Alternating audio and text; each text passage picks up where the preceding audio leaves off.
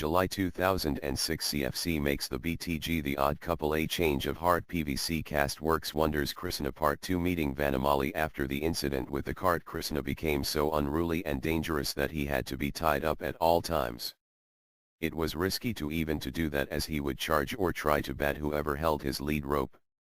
He had to eat alone and was aloof to most, and even inimical to some of the other residents who only numbered 12 at that time, most of whom were Sikh or Lame.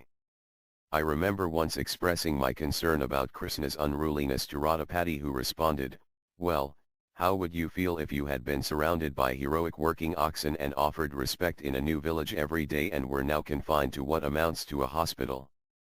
For one who has been honored, dishonor is worse than death." That made sense, so I tried to console Krishna by giving him 1 hour grooming sessions each morning and evening. I would begin brushing around his back legs, staying out of range of his horns until he approved. Then, I would carefully move forward until I could stroke his massive neck and velvety dewlap. He especially liked being scratched around the base of his horns, behind his ears and those places he could not attend to himself. During those 1 hour grooming sessions I had a lot of time to think, and it occurred to me that what also was required to appease him was an attitudinal change. As he had clearly pointed out, my defect was that I had hoped he would serve me. But since bhakti is about rendering service, rather than accepting it, it was required I change my attitude. As I concentrated on providing him what he needed, he slowly started to become gentle and affectionate. In this way Krishna demonstrated that Goseva is a perfect training ground for bhakti. Winter had set in, and around 11 in the morning the sun was as nourishing as a health tonic. One day I placed the rope bed near where Krishna was ruminating and lay in the sun on my back to thaw out and fell asleep. I was soon awakened by something shaking my foot. I looked up to see Krishna using my big toe to scratch the inside of his ear. I leaned forward and stuck my finger in his ear, and his eyes widened as if he had become stunned. I wiggled my index finger around his oral cavity and removed a large black ant that had found his way in there.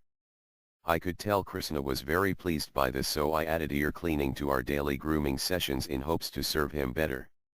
One day a villager came to the cow shed with a scrawny white cow and her bull calf. He told me that since his farm would not maintain him, he had to move to Delhi to find work, and since his aged mother could no longer look after their cow and calf, would I take them in? I agreed and brought Vanamali and Samba into the barnyard to feed them.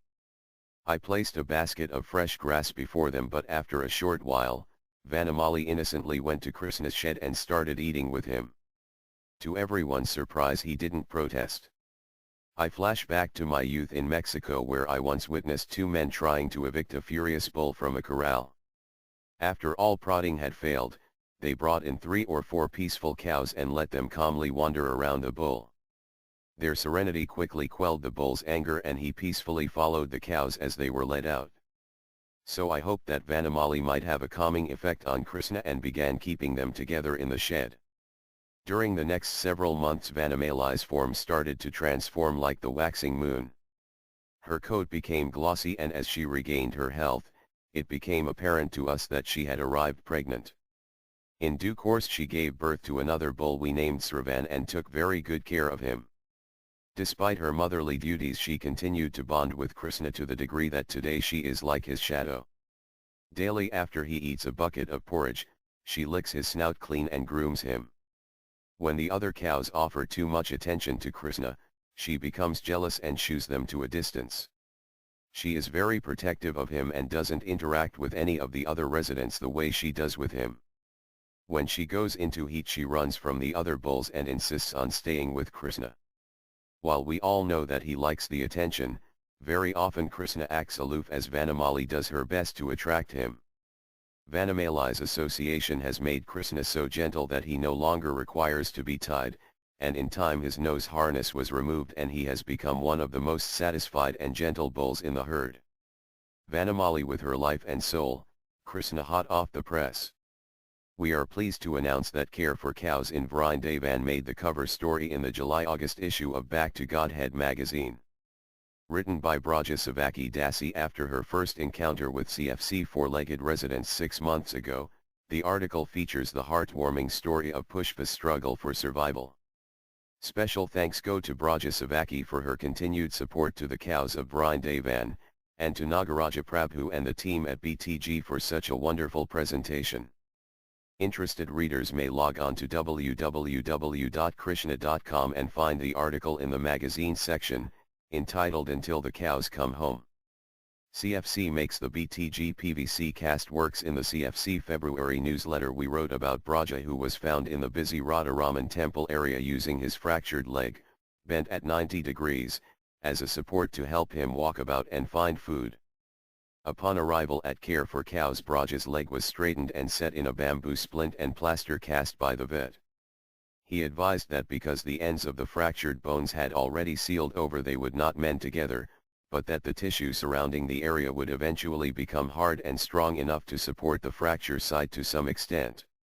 However, this could take up to a year, with multiple casts. As time passed by, Braja was showing discomfort using his cast leg, so the cast was removed and upon inspection revealed that his skin was irritated and bleeding, see above photo. Now, to treat his skin, his leg had to remain without a plaster cast for a few days, and by the end of that time his leg was slowly bending back out of shape.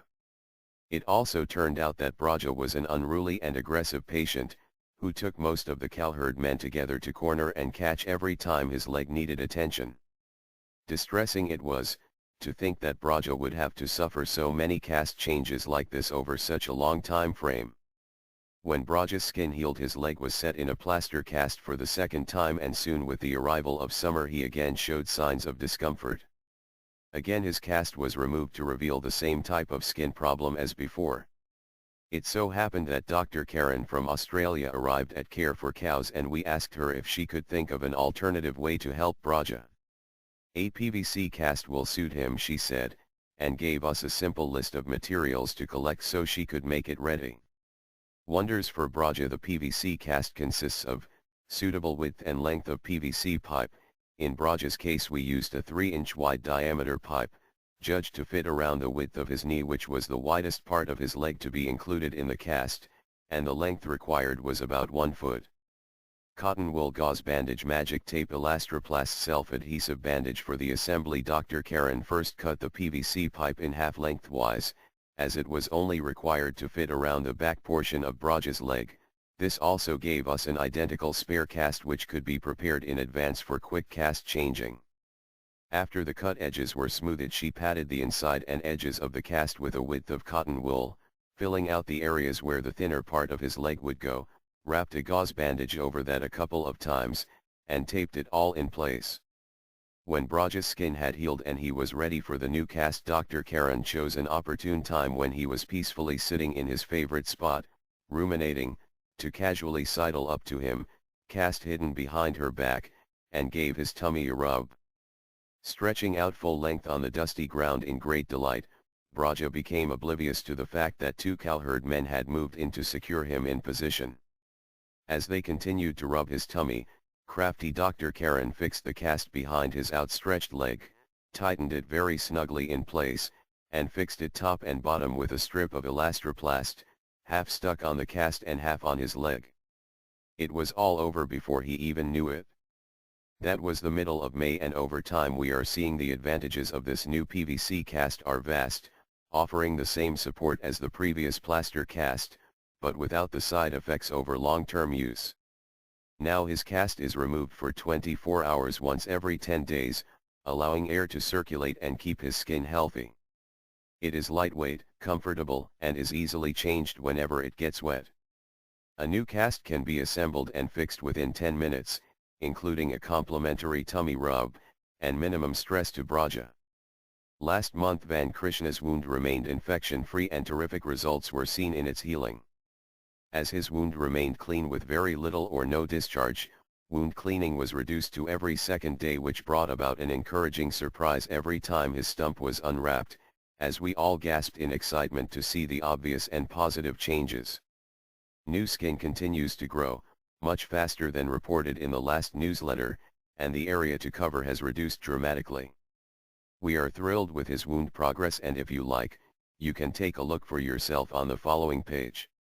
See Van Krishna's rear side stump view, June 2, 2006 inner side stump view, June 2, 2006 outer side stump view, June 2, 2006 rear side stump view, June 9, 2006 inner side stump view, June 9, 2006 outer side stump view, June 9, 2006 rear side stump view, June 28, 2006 inner side stump view, June 28, 2006 outer side stump view, June 28, 2006 wound unwrapped keeping company with a peaceful calf at Radha Damodar temple making friends with Vrindavan's abandoned street cows Kevin won over by Anandas. Gentle nature a change of heart my son Kevin is a typical 15-year-old American boy who likes skateboarding, MTV, rap music, and all the typical entanglements that Western kids get into. His stepdad Bhagavad Gita Dasa and I are members of the Hare Krishna movement and strict vegetarians. Although we have encouraged Kevin to be vegetarian since he was small, the strong influence of his friends and other family members have prevented him from accepting the principle of a cruelty-free diet. In April 2006, we brought Kevin to Vrindavan, India during his spring break to give him an opportunity of a lifetime. My husband and I didn't have much hope that he would adopt our spiritual convictions, but we knew we could count on him to do the minimum, be respectful while in the holy land of Sri Krishna. The potency of Vrindavan and the kindness of Sri Krishna left us amazed. Kevin left the States unhappily agreeing to refrain from his bad habits while in India. 7 days later, he left India a strict vegetarian, with firm conviction that the ultimate goal of life is to serve Krishna by serving his devotees, beginning with a very important service, Goseva. The transformation started when Kevin encountered the Vrindavan street life, particularly the wandering cows, pigs, and monkeys. He was so drawn to the beauty and gentleness of the cows that even the mangiest one would get a pat, a hug, or even a kiss from him. Once, our transcendental tour guide Krishnamai Dasi took all of us to Sri Larupa Goswami's Samadhi at Radha Damodara temple where we sat down to read pastimes and chant. One beautiful calf sauntered over, sniffed Kevin and plopped down practically on his lap.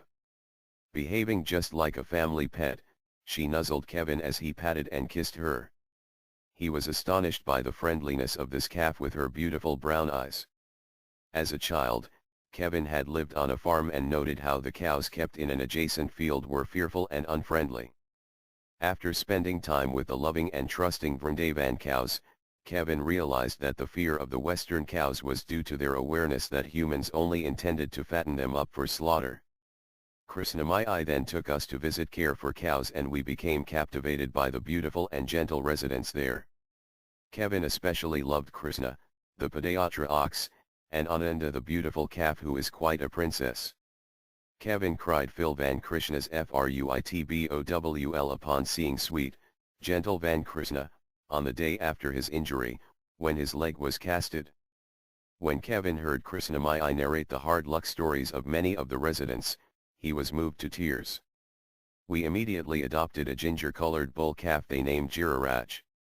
Kevin was especially attracted to Madhumangala, a bull who had lost one leg after being run over by a car and whose forehead smelled just like cotton candy. Kevin is now back home in the United States but still feels the potency of his visit to Vrindavan and often speaks excitedly about returning. Every day he talks about the wonderful human friends he made there, Radha Sharan Dasa, Krishnamai Dasi, Gopal Raj Dasa, Dhananjaya Dasa from MVT, and others, but his strongest memories are of his four-legged friends. He has made a vow to never eat flesh again and tells his friends to do the same. Thank you, Care for Cows volunteers. Your wonderful service has made a huge impact on one teenager living in the United States. Every day he prays to Radharani to allow him to return to Vrindavan soon so he can again spend time with Krishna's cows. All glories to Goseva. Your servant, Katyayani Dasi, Kathy Fink, Executive Assistant to Deborah Herring, RN, BS, MBA. Vice President, Carmenas Clinics Carmenas Cancer Center Detroit, Michigan USA. Your chance to help keep Van Krishna's spirits high with a daily supply of seasonal fruits, his favorites being mango, watermelon, papaya, chiku, pomegranate, apple, and mandarin, all loaded with vitamins and minerals essential to his diet. If you would like to be part of Van Krishna's recovery, send your donation online at www.careforcows.org for Van Krishna's Fruit Bowl.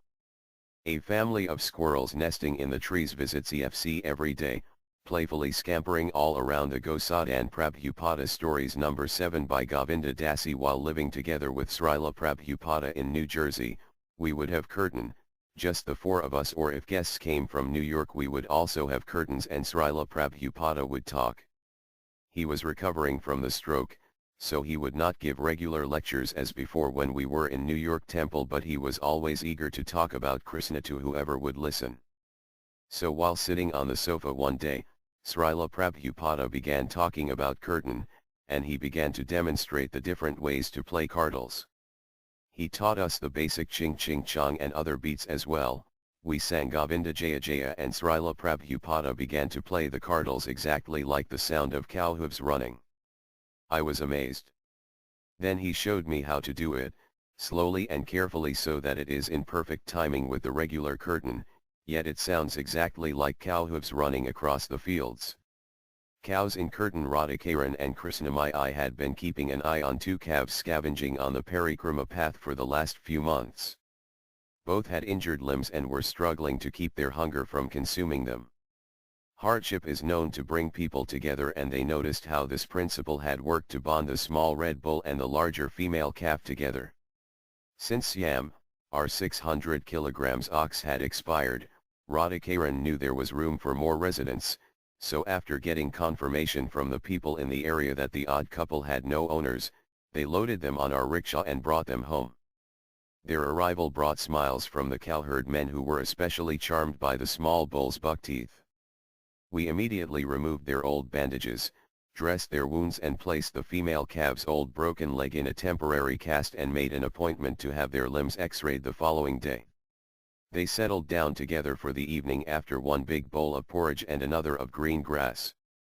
Cleaning dirt and debris stuck on and around his flesh wound, nutritious food at last for her fractured leg painfully bends outward, sore and sorry pair. The odd couple liquid gold cow ghee, golden liquid ghee separating from the cream solid, straining the liquid through a fine sieve. Ghee can keep for months bottled in an airtight jar for centuries. Pure cow's ghee, or clarified butter, has been used in temples and households throughout the land of India. Ghee is a necessity in temple deity worship for offering ghee lamps, abhishek, meticulously prepared vegetarian food, and an unlimited varieties of sweets. In ancient times, copious quantities of ghee was also required for the huge Vedic sacrificial fires. At home, ghee is used as a luxurious substitute for cooking oil, and sensational drizzled on hot rice. Preparation: 450 grams cream makes approximate 340 grams ghee. Cooking time, approximate 1 hour. Using a heavy based pan, heat the cream on a low flame. Stir occasionally until cream thickens and starts to bubble. Keeping the flame as low as possible, stir continuously until the thickened cream transforms and separates into a white solid mixture and golden liquid ghee. Continue to stir gently and allow the solid mixture to gradually turn into golden brown crumbs, simultaneously increasing the quantity of ghee. Do not allow the crumbs to burn. At this stage the ghee will become very frothy. Remove pan from the flame and immediately strain the hot ghee through a fine steel strainer into a steel bowl and allow to cool to room temperature. Bottle as desired. Hints: for best results and more ghee yield, beat cream in a food processor prior to heating. Ghee does not require refrigeration and can be stored for months. Siam was one of those long-legged white oxen you see hauling sand and cement on the main streets of Vrindavan. We don't know how long he worked, but most oxen start around 3 years old. Shortly before he came to us, he was apparently sideswiped by a vehicle and lost his right eye and injured his right leg to the degree he could no longer work. We estimated he was about 16 years old at the time. His owner contacted a friend of Care for Cows and arranged to retire him here. Siam was much larger than our other residents, and our cowherd men referred to him as Bahut Siddha, very gentle and obedient. Even with his limp leg he could easily overpower other members of the herd, but he never asserted himself. He had no aggression and the other residents sensed this. Several of our injured calves used to gather around and sit with Siam. Gopi thought he was her mother and would often try to nurse from him and, though obviously uncomfortable, he would tolerate. He was like a shelter to Pushpa, Braja, and Karna, who would regularly sit beside him and ruminate. One day he lost all interest in eating and drinking and sat peacefully, showing no interest to get up. All coaxing made no difference. It was as though he knew his time was up. He was too heavy for all of us put together to lift, but we managed to turn him on his other side daily. On the 5th day we arranged a structure above him so we could hoist him up with hand pulleys. He was weak but drank 3 buckets of water and we were hopeful that he would make a comeback. But the next morning he was weaker and left quietly about 10 in the morning. 4 men dug for 2 hours in the summer heat to make a suitable grave for him. We offered him a Hari Nama chatter, Mahaprasita flowers, Tulasi, Ganges water, our Gobardhup, and after circumambulating him 3 times, we all showered his form with the cool Vrindavan sand.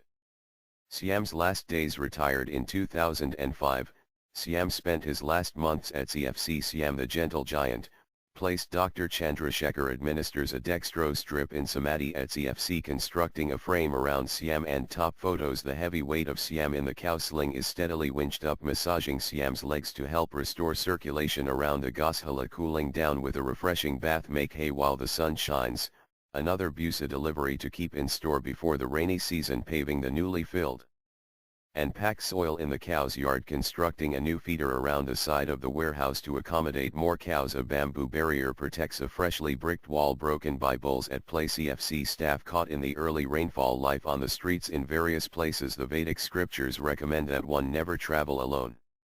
The reason is that in the event one falls into misfortune, there may be no friend or relative to help. If one is robbed in a foreign place, for instance, he may have great trouble finding support. Or worse, if one falls ill, there may be no one to nurse him. To fall ill while in a foreign land and have no one to nurse you is bad enough. But worse is to fall ill in your own home and have no one offer assistance. Such is the state of the abandoned cows and bulls in Vrindavan. Though they are at home, there is a lack of resources and concerned people to help them when misfortune strikes. This healthy young bull, for instance, having no shelter, wandered the streets in the blazing sun, became delirious and collapsed from heat stroke. He lay unattended for 16 hours before we were called to help. Though we tried our best, it was too late. Hosing down to reduce body temperature, keeping his head cool with a damp cloth. By 4 p.m. fluid is administered in and 4 drip, but he passed away 12 hours later. Thank you to all the Gosevaks who contributed last month towards sponsor a cow, feed the herd for a day, Van Krishna's fruit bowl, medical supplies, and general donations. Rakesh Agarwal, Madhura Gopal Raja Dasa, Vrindavan Isani Devi Dasi, Netherlands Dani Lafleur, Denmark Anonymous, Singapore Gaura Arati, NZ Nalini Gagar, Holland Dhruva Maharaja Dasa and Syama Priya Dasi, Vrindavan Katyayani Dasi and Bhagavat Gita Dasa, USA Vain, Maria, Abhay, and Prasanna Sita Dasa, USA Braja Savaki Dasi, Mayapur Braja Mohan Dasa, Mumbai Nandini Devi Dasi, Puerto Rico Shiv Sharma, Canada Sophie Rubenstein, USA Advaita Prabhu Dasa, USA Hani Winecoop, Finland Kanayo and family. Canada Jennifer Olsen, USA Dwajaraja Dasa, Nepal Pallavi Menon, UK Mariana Polonsky, USA Dina Sarana Dasa and family, USA Ananda Dasa, Guatemala Sasameda Dasi, USA Avind Moreland, Norway Aravind Mohan Ram, USA Anand and Charanya Chandar Subramanian, USA. Special thanks. Recently we received a letter from Neelam Kumar, the mother of 31-year-old Rajan, who suffered from a bipolar disorder which led to his suicide. 4 months after her son's death she had been contemplating what to do with the balance left in his bank account. After finding out about Care for Cows she decided to use the funds to sponsor a cow on Rajan's behalf and picked Chitra, who joined us on Rajan's birthday. Neelam has faith that cow protection will bring Rajan closer to the Supreme Lord. I was struck by how perfectly her noble gesture demonstrates the selflessness of maternal love. Never mind that she had labored hard to bear him, never mind the frustration and disappointment endured by witnessing his unhappiness, never mind the social embarrassment caused by his drastic act, never mind the emotional pain, never mind the feelings of failure that accompany such a tragedy, never mind the loss of hope that he might maintain her during old age. Bearing all that, she consistently desires his welfare.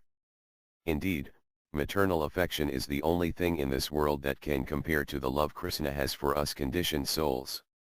The Vedic scriptures consider the cow as our mother primarily because we drink her milk. But those who properly tend cows know that they certainly express motherly affection toward all who provide for them.